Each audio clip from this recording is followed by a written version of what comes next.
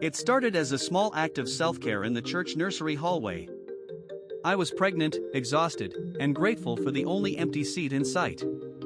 The weight of my pregnancy seemed to double with each passing hour, and the idea of standing through another service made my legs ache at the thought. Little did I know that refusing to give up this seat would ignite a firestorm among the other parents. As I sat there, a woman approached, eyeing the chair with visible longing. She wore an air of entitlement, as if the seat was rightfully hers.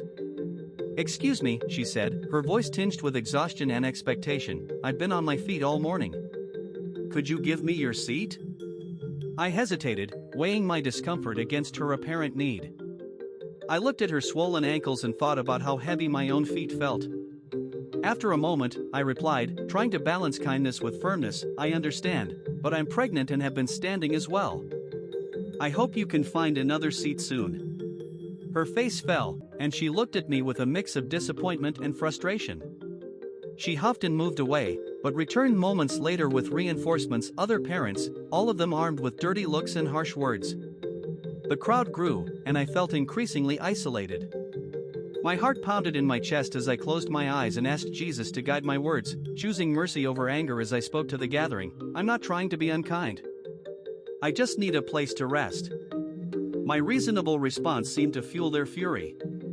The ringleader, the first woman I had spoken with, continued to rally them against me.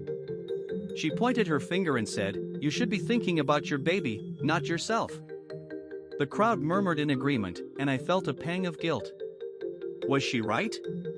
Should I have given up my seat for this stranger? But then I remembered the advice often given on planes: put your own oxygen mask on first before helping others. If I collapsed from exhaustion, who would take care of my baby? It was then that I noticed a church employee walking towards us, a picture of calm authority. She had observed the situation unfolding and approached with a gentle smile. She listened to the group's complaints and then turned to me, her eyes filled with understanding. "I have an idea," she said, addressing the crowd.